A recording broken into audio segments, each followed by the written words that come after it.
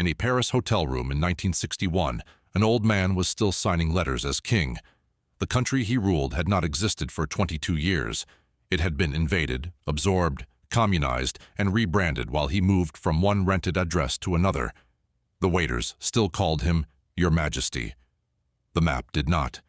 This was not a single accident. It happened over and over across the 20th century.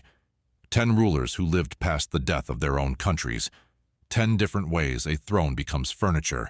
Some signed the papers themselves. Some never accepted it had happened. A crown is not just a piece of gold. It is a house, a budget, a uniform, a name, a guard at the door, a public belief. When that belief disappears, the person wearing the crown is left behind, holding a title that no state on earth will honor. We are counting down from 10 to 1. Number 10. Manuel II of Portugal. He did not want the throne. He was the second son. On February 1st, 1908, Manuel was riding in an open carriage through Lisbon with his father, King Carlos, and his brother, Crown Prince Luís Filipe. Passing through the Terreiro do Paço, Republican gunmen stepped out of the crowd and opened fire. His father was killed on the spot. His brother died within minutes. Manuel, 18, was hit in the arm. 2 days later, he was king. He inherited a colonial empire stretching from Angola to Mozambique to Goa to Macau. Portugal had been a kingdom for 771 years. Manuel was 18, in mourning, receiving ambassadors in a palace that already felt like a museum.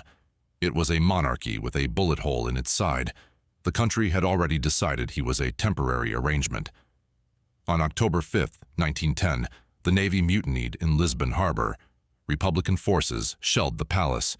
Manuel and his mother left by yacht for Gibraltar. Within hours, the first Portuguese republic was proclaimed. He had been king for 2 years and 8 months. He settled at Fulwell Park in Twickenham. He never returned to Portugal alive. And here is the strange thing he did with the rest of his life. He became a bibliographer, not a claimant, not a plotter, a bibliographer. He collected rare Portuguese language books, cataloging thousands of volumes, building one of the finest libraries of early Portuguese printing in the world. The exiled king spent his exile studying the country that exiled him. He died in 1932, aged 42.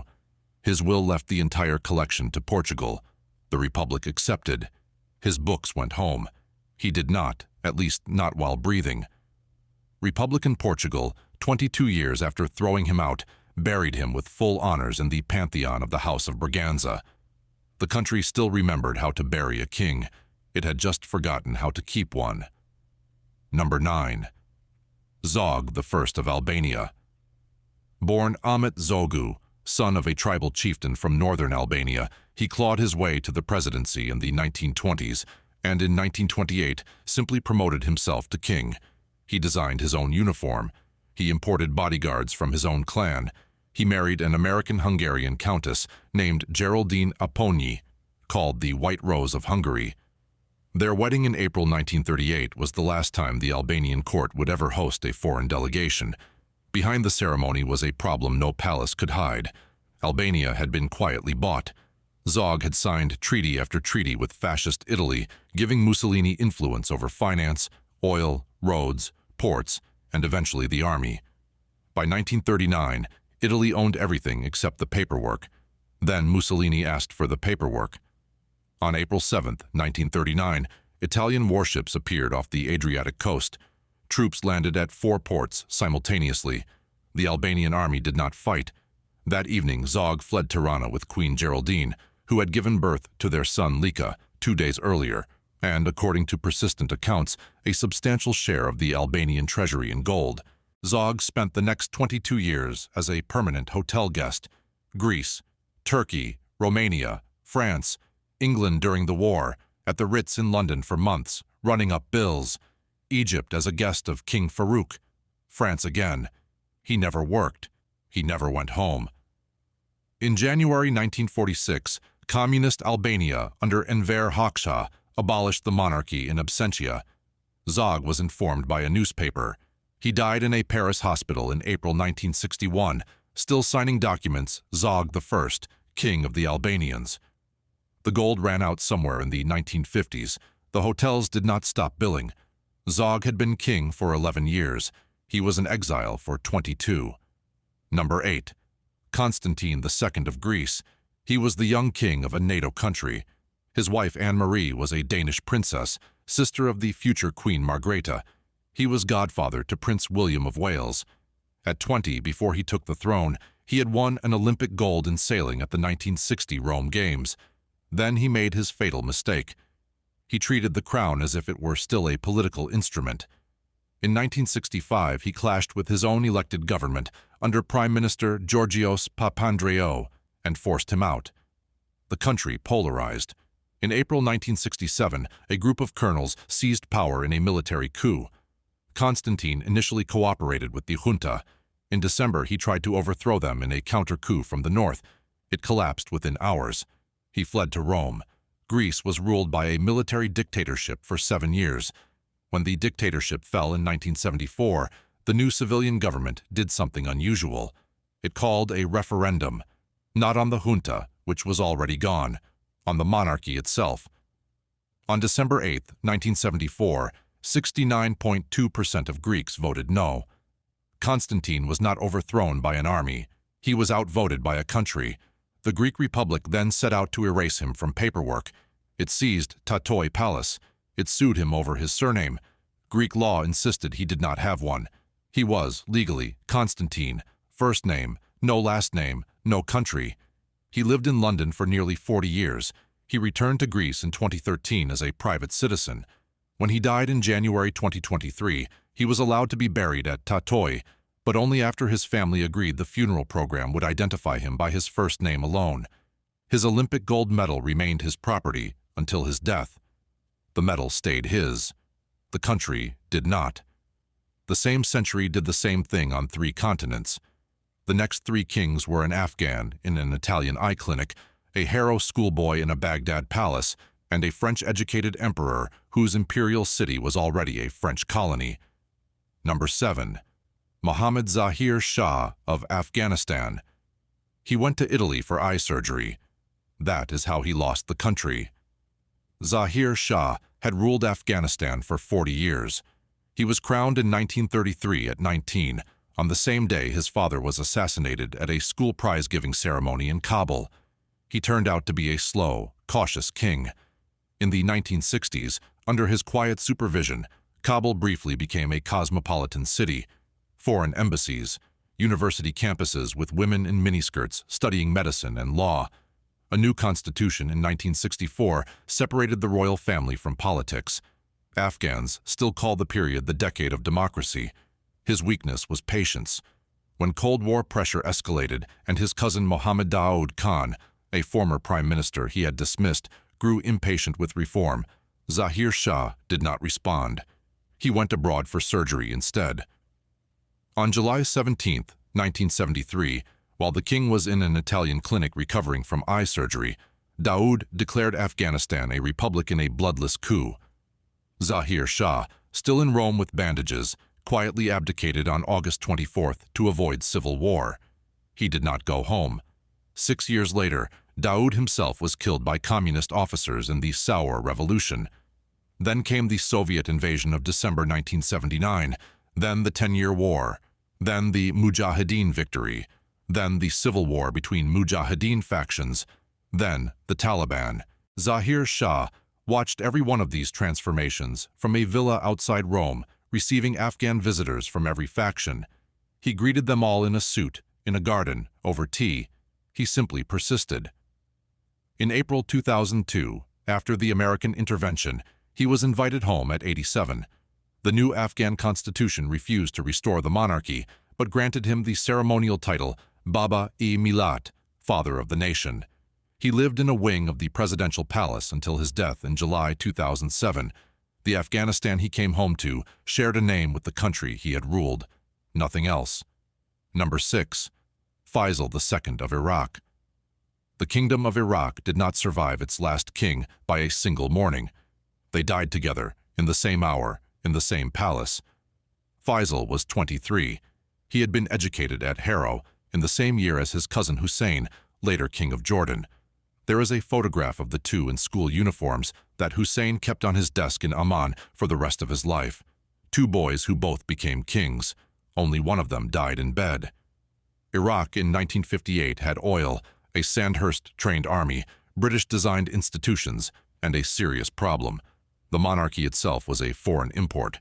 The British had placed Faisal's grandfather on the throne in 1921 to give a British mandate a local face. Arab nationalists had never accepted it. The 1956 Suez Crisis had made the Hashemite alliance with the West politically fatal. Nasser in Egypt was on radio every night, calling for Arab unity and the end of the monarchies. A cell of nationalist army officers, the Free Officers Movement, had been planning for years.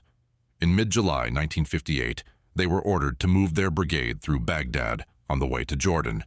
They turned toward the royal palace instead. At dawn, on July 14th, the army seized the Al-Rihab Palace on the Tigris. The king, the regent, and members of the royal family were killed during the coup.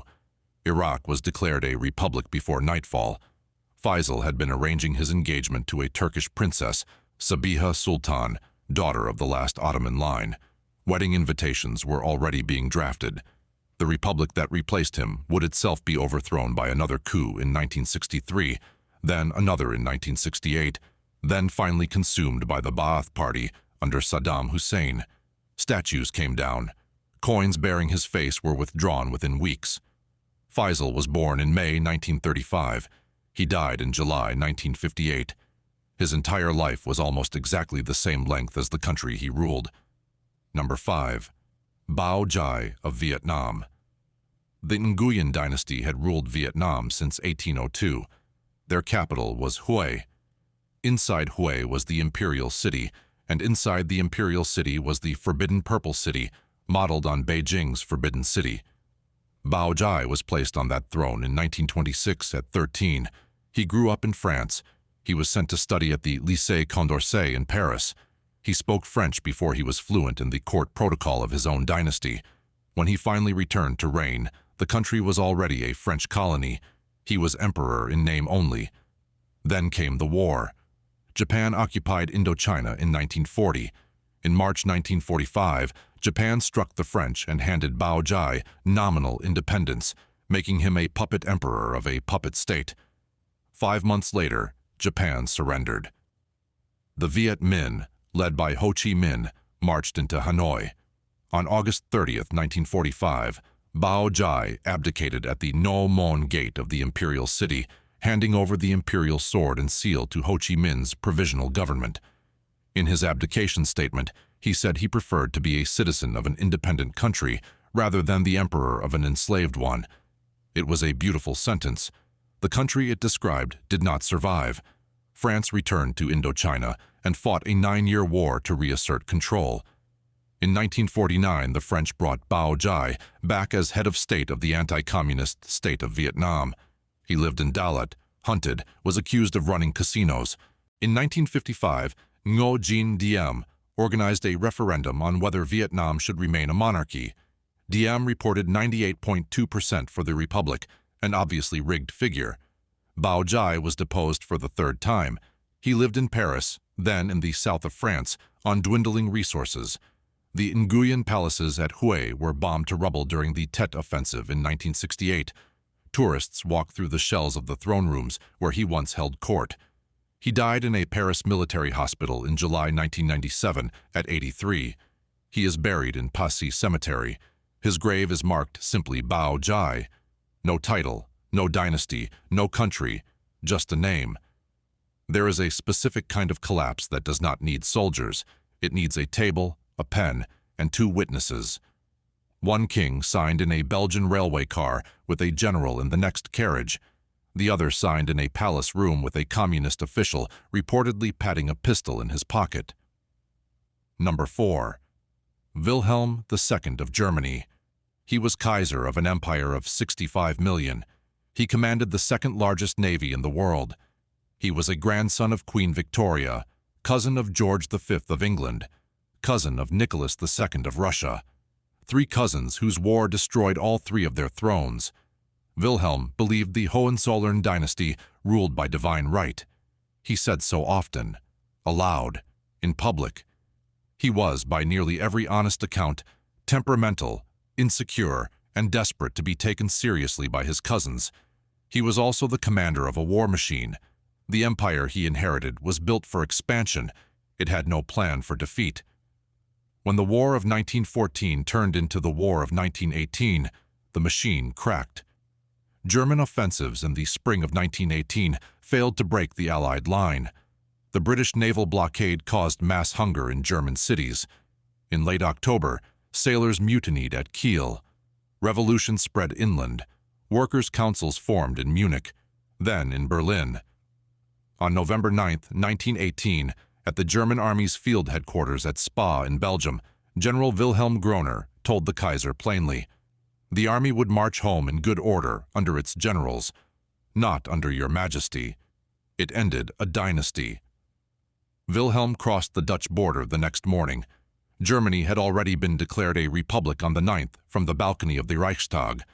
The Dutch government granted him asylum, refusing Allied demands to extradite him for a war crimes trial. In 1919, he bought a manor house at Doorn. He lived there for 22 years.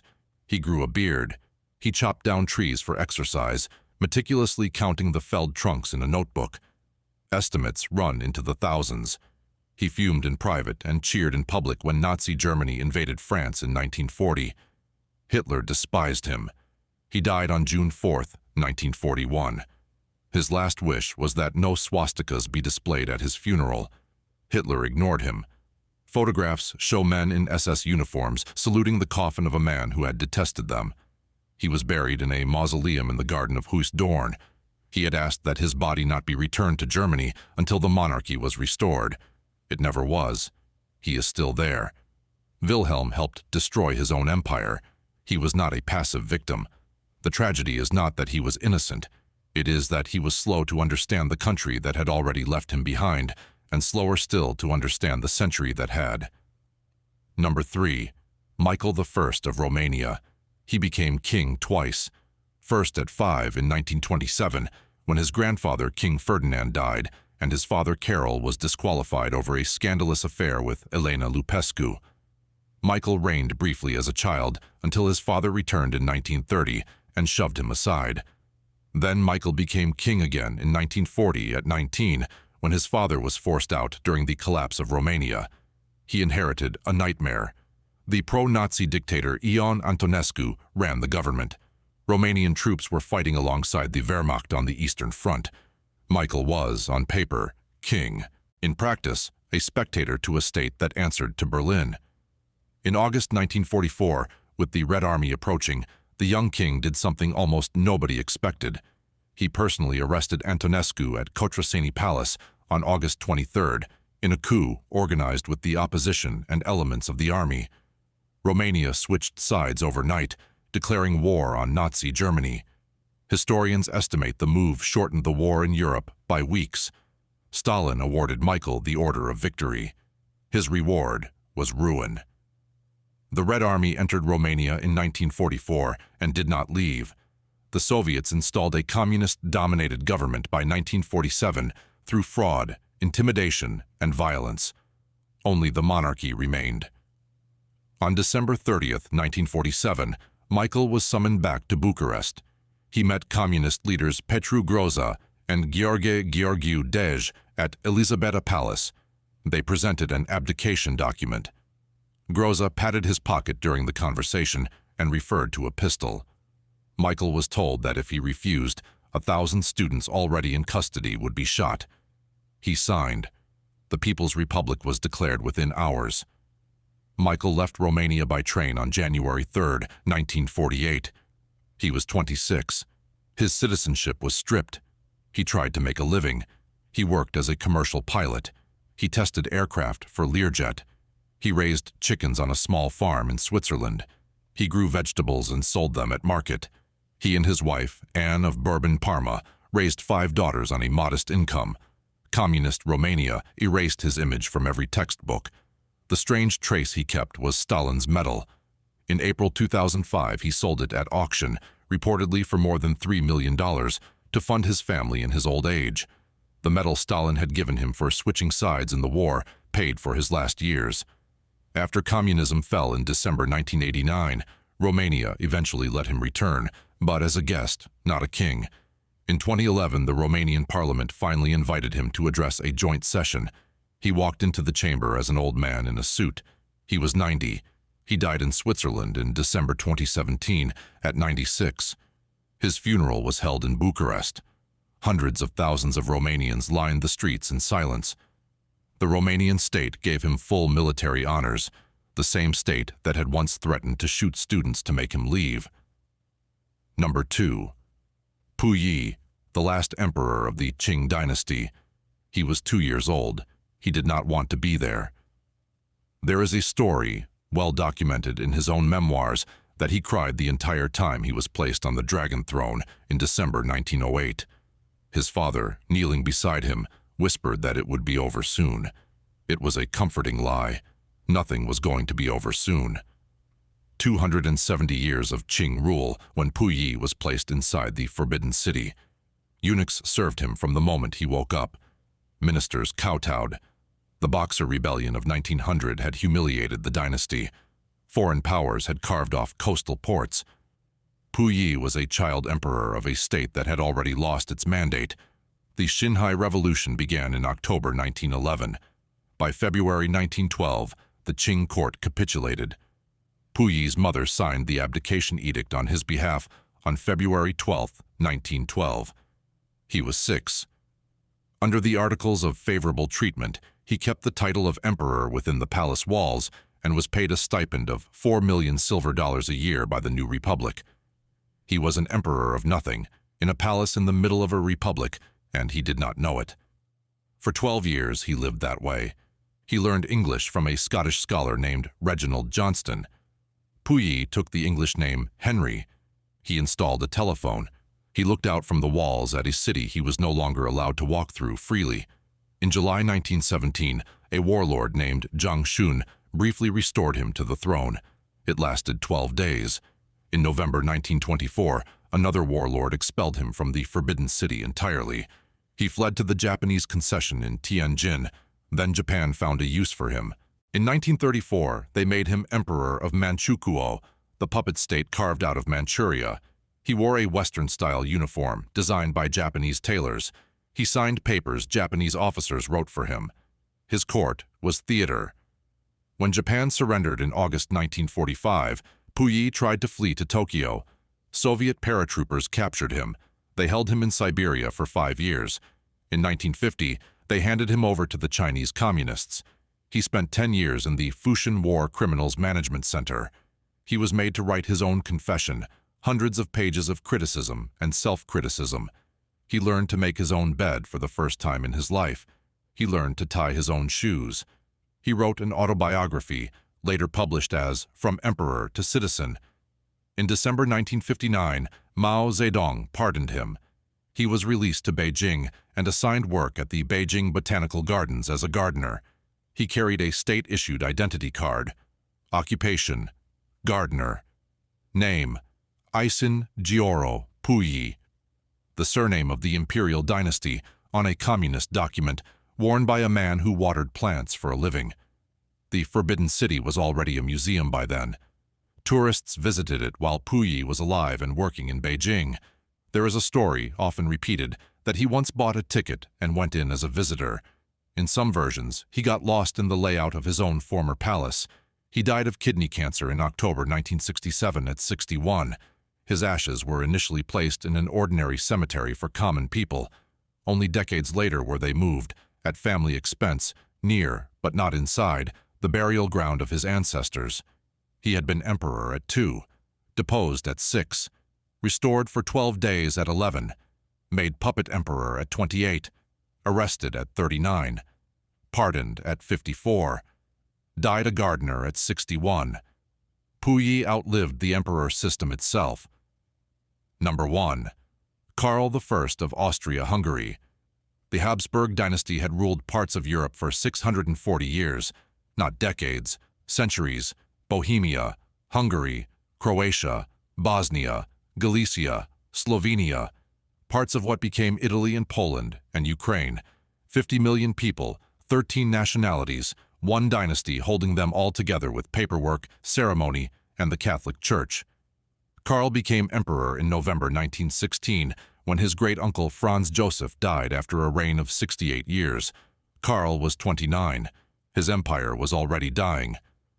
The First World War entered so casually in the summer of 1914 after the assassination of his cousin, Archduke Franz Ferdinand in Sarajevo, was killing it from the inside. Karl inherited a court that still followed 16th-century Spanish etiquette and an army that could no longer feed itself. Vienna was running out of coal. Prague was running out of bread. He was, by every honest account, a decent man in a job that decency could not save. He tried to sue for peace secretly in early 1917, writing to his brother-in-law Prince Sixtus of Bourbon-Parma, a French army officer, hoping to open back-channel negotiations. The letters were exposed in April 1918 by the French Premier Clemenceau. The scandal humiliated Karl and enraged his German allies, who now knew he had been trying to negotiate a separate peace. Through 1918, the empire dissolved beneath him. Czechs declared independence in Prague, Hungarians in Budapest. South Slavs proclaimed a new kingdom that would become Yugoslavia. Poles seized Krakow. Karl issued manifestos begging for federal reform. Nobody was listening. On November 11, 1918, the same day the Western Front fell silent, Karl signed a document at Schönbrunn Palace renouncing participation in state affairs. He would not use the word abdication. He believed until the day he died that the throne was a divine trust conferred by God at his coronation and could not be resigned. The new Austrian Republic did not honor the distinction. He fled to Switzerland with his wife Zita and their children. In 1921, he twice tried to reclaim the Hungarian throne, where Admiral Miklos Horthy was ruling in the name of the crown but refusing to allow Karl to return. Both attempts failed. The Allied powers exiled him to the Portuguese island of Madeira. He arrived in November 1921 with almost no money. His wife was pregnant with their 8th child. They rented a damp villa called Quinta do Monte above the port of Funchal. The island was cold and wet, and the villa did not heat well. Karl caught a chill during a walk into town, and it developed into pneumonia. He died on April 1, 1922, aged 34, in a room whose furniture did not belong to him. His empire had lasted 6 centuries. He outlived it by 3 years and 5 months. The Habsburg family did not disappear. Zita, widowed at 29, raised 8 children in exile on donations from Catholic families and monarchist committees across Europe. His eldest son, Otto, lived until 2011, dying at 98. He lived his entire adult life as a crown prince of a country that did not exist, becoming a member of the European Parliament for Germany in his 80s. Otto's grandchildren are alive today. They have medieval titles no state on earth recognizes. In 2004, Pope John Paul II beatified Karl in St. Peter's Square. He is now officially Blessed Karl of Austria. The last Habsburg emperor is on the path to sainthood in a church that outlasted his empire. His villa in Madeira is a small museum. The bed he died in is preserved. So is the chair. The room where Zita watched him die is open to visitors several times a week. That is the final image. A young man with a young family, dying on a Portuguese island, coughing into a handkerchief in a rented room, while the empire his family had ruled since the Middle Ages was already being divided into 7 new countries on a map he would not live long enough to see printed. 10 monarchs, 10 different mechanisms: revolution, invasion, referendum, coup during vacation, assassination during a coup, voluntary abdication in defeat, forced abdication at gunpoint, empire dissolution, colonial reversal, a signature under communist duress. Each one lived past the death of a country. Each one had to work out what a king is when there is no kingdom left to rule. The answer, in most cases, was quieter than the history books want.